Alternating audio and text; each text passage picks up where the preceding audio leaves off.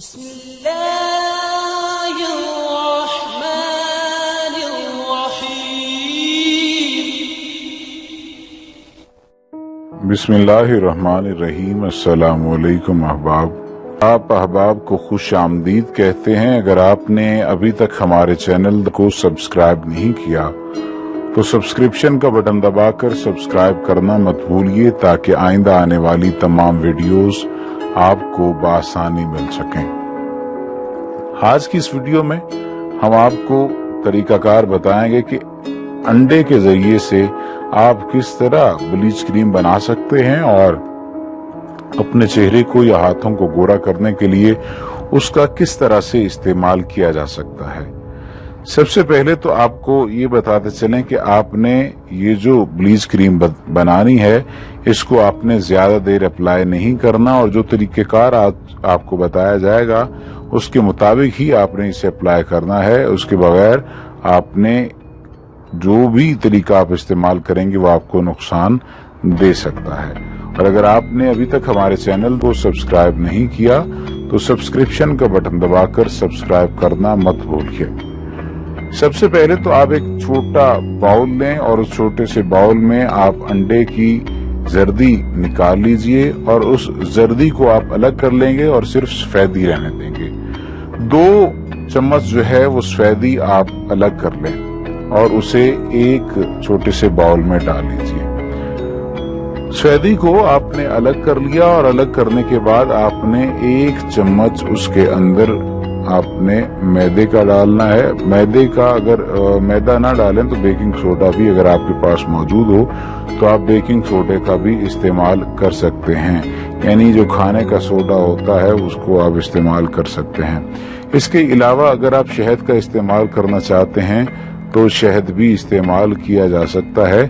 شہد آپ کی جو کریم ہے اس کو سختی فراہم کرتا ہے اور سختی اس طرح پر اسے اس طرح سے سخت بنا دیتا ہے کہ وہ آپ کی جلد کے لیے بہت بہتر اور بہت کارگر ثابت ہوتا ہے۔ بعض لوگوں کو جو ہے وہ شہد راس نہیں آتا، تو شہد اگر جن لوگوں کو راس نہیں آتا یا جن لوگوں کو شہد سے الرجی ہے تو وہ شہد کا استعمال نہ کریں اور شہد سے گریز کریں اور کوشش کریں کہ شہد کا استعمال نہ کیا جائے۔ طریقہ کار دوبارہ آپ کو بتا دیتا ہوں۔ سب سے پہلے آپ نے انڈا لینا ہے۔ انڈے کے بعد آپ نے اس میں سے زردی اور سفیدی کو الگ کر لینا ہے۔ 2 چمچ آپ سفیدی کے لیں گے۔ اس کے بعد آپ نے بیکنگ سوڈے کا استعمال کرنا ہے اور ساتھ ہی ساتھ آپ نے شہد کا استعمال بھی ساتھ میں شروع کر دینا ہے۔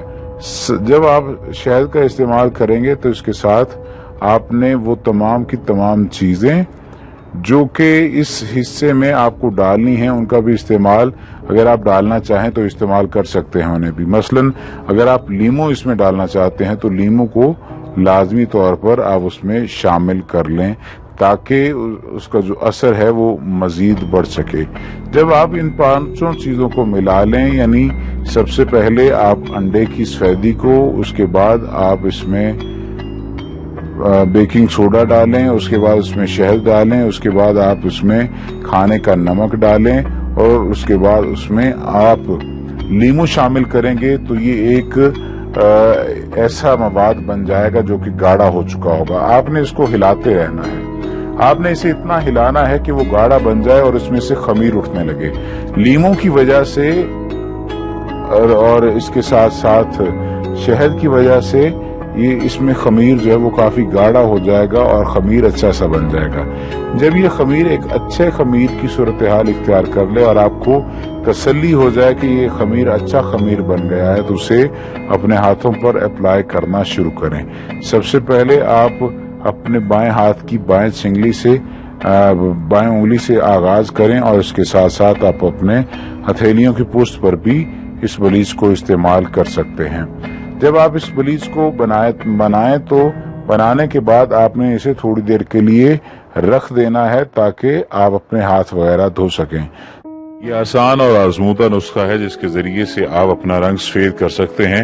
اس کے بعد جب یہ ملغوبہ تیار ہو جائے گا، مواد تیار ہو جائے گا تو آپ نے کرنا کیا ہے، آپ نے اسے اچھی طرح سے مکس کر لینا ہے، حل کر لینا ہے، اور حل کرنے کے بعد آپ نے اپنے ہاتھوں پر اسے اپلائی کرنا شروع کر دینا ہے۔ جب آپ اسے اپنے ہاتھوں پر اپلائی کرنا شروع کر دیں گے تو اس کے ذریعے سے آپ کی جو سکن ہے وہ گلو کرنا شروع کر دے گی۔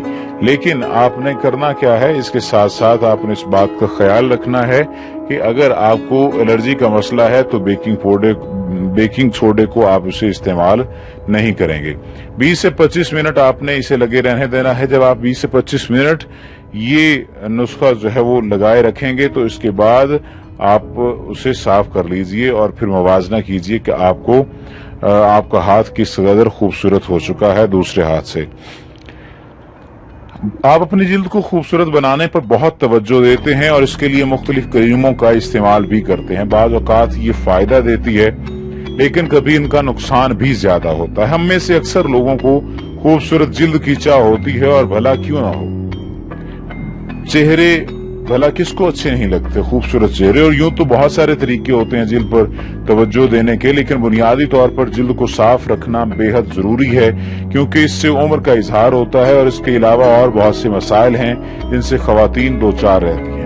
آپ کو وہ آسان نسخے بتاتے ہیں جن کے استعمال سے آپ کی جلد نہ صرف خوبصورت ہوگی بلکہ آپ کی جلد کو نقصان پہنچانے والی کریمیں جو ہیں وہ بھی نقصان نہیں پہنچا سکیں گی۔ سب سے پہلے جلد کو داغ دھبوں سے روکنا چاہتے ہیں، اگر آپ لائنوں اور لکیروں سے روکنا چاہتے ہیں، جوئیوں سے بچانا چاہتے ہیں اور اسے چکنا رکھنا چاہتے ہیں تو اس کے لیے بہت ضروری ہے کیونکہ یکساں عمر کے دو اشخاص کی جلدیں ایک عمر نہیں بتائیں گی، کیونکہ ذہنی آسودگی اور مالی استحکام انسانی جلد پر بھی اثر انداز ہوتا ہے۔ اکثر 40 سال برس کا جو بزنس مین ہے اور اتنی ہی عمر کا نوکری پیشہ آدمی ہے آپ کو واضح طور پر ایک دوسرے سے مختلف نظر آئیں گے۔ جلد میں رونما ہونے والے اس قسم کے تغیرات کا ایک سبب یہ بھی ہے کہ آپ اپنی جلد کے ساتھ رویہ رکھتے ہیں، کیسا رویہ رکھتے ہیں اور آپ نے اسے کس طرح سرد گرم سے محفوظ رکھا ہے۔ ہم جلد کی پرورش کرتے ہیں، گو کہ یہ بات آپ کو احمقانہ لگے گی لیکن یہ حقیقت ہے۔ ہر وقت غصے میں رہنے سے آپ کے اعصاب متاثر ہوتے ہیں بلکہ آپ کی جلد بھی متاثر ہوتی ہے اور وہ کرختگی آپ کے چہرے کی معصومیت کو متاثر کرتی ہے۔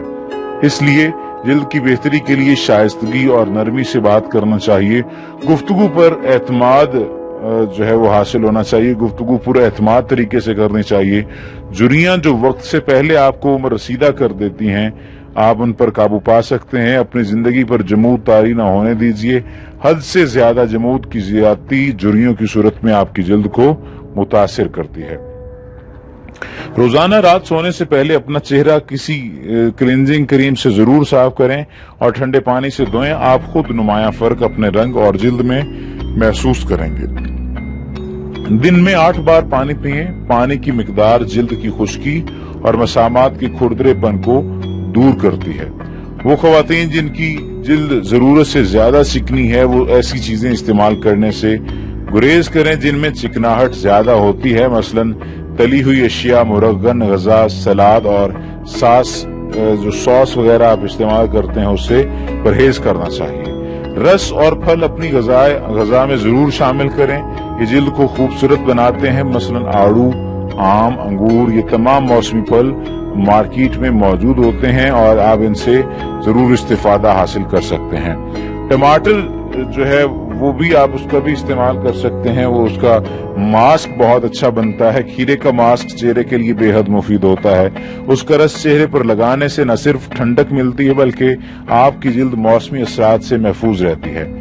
دہی پھینٹ کر پورے چہرے پر لگائیں، سوکھ جانے کے بعد ہلکی ہلکی ہاتھوں سے چہرے سے میل صاف کریں، پھر ٹھنڈے پانی کے چھینٹے منہ پر ماریں، آپ کو اپنی جلد شفاف اور صاف نظر آئے گی۔ کینو سکھا کر اس کے چھلکوں کو پیس لیں، صابن کا استعمال کریں، آپ کا چہرہ، آپ کی جلد کچھ ہی دنوں بعد خود گواہی دے گی اس کے حق میں۔ خشک رکھنے والی جو خواتین ہوتی ہیں اپنی جلد کو، ان کے لیے ضروری ہے کہ وہ بلا ناغہ کھانے کا چمچہ معدنیاتی تیل پینے کی عادت کو اپنائیں اور روزمرہ مصروفیات میں شامل کر لیں۔ اس کے ساتھ ہی غذائیت سے بھرپور ایسی غذا جس میں چکنائی کی مقدار زیادہ ہوتی ہے وہ کھائیں۔ وٹامن اے کے استعمال سے بھی خشک جلد کو تر و تازہ رکھا جا سکتا ہے۔ दुबले होने के लिए फाका कशी की तरफ रागिब ना हो, क्योंकि इसका असर सबसे पहले आपकी जिल्द पर होता है, क्योंकि जिस्म को तो ये मुतनासिब जरूर बनाती है, लेकिन चेहरा और इसकी जिल्द अपनी रौनक और शादाबी खो बैठते हैं। जिल्द की सफाई बेहद जरूरी है और इसका जिक्र हम इसलिए बार बार करते हैं कि एक बुनियादी उसूल है जिल्द की उम्र बढ़ाने का, और अगर आप इसे साफ रखेंगे तो जिल्द की उम्र भी बढ़ेगी। बाजार में कुछ अशिया ऐसी भी मिलती हैं जिनका बाकायदा इस्तेमाल जिल्द की हिफाजत, सफाई, नमी और ताजगी में होता है और ताजगी बढ़ाने में अहम किरदार अदा करता है। इन अशिया में सबसे पहली जो चीज अहमियत की हामिल है वो क्लेंजर है। एक ऐसा लोशन है जो मेकअप उतारने के लिए इस्तेमाल किया जाता है। ये आपकी जिल्द में छुपे हुए मैल को मसामात से निकाल लेता है और चेहरा साफ कर देता है, लेकिन ये सिर्फ हफ्ते में 2 बार करना चाहिए, वरना नुकसानदेह भी हो सकता है। बेहतर क्लेंजर वो होता है जो चिकनाई से पाक हो। स्ट्रेटजेंट ये एक ऐसा माया होता है जो जिल्द की अंदरूनी तह तक पहुंचकर गंदगी निकालता है और चेहरे के अंदर ज़ायद तेल से जिल्द को निजात दिलाता है।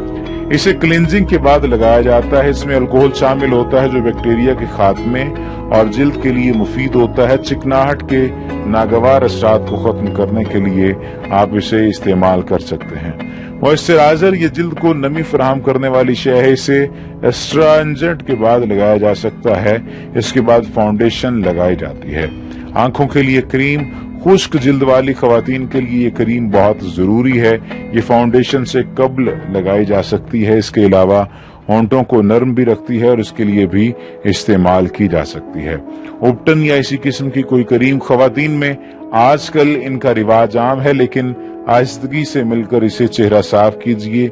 आपकी जिल्द भी सख्ती महसूस करती है, इसलिए इसके नाजुक एहसासात का भी ख्याल रखें। इस किस्म का चेहरा साफ करने वाली क्रीम या उपटन आप इस्तेमाल जरूर करें, मगर हफ्ते में 2 बार। जड़ी बूटियों से तैयार करदा सोहनी उपटन इस्तेमाल करें। इसको खास तरीके से तैयार किया जाता है।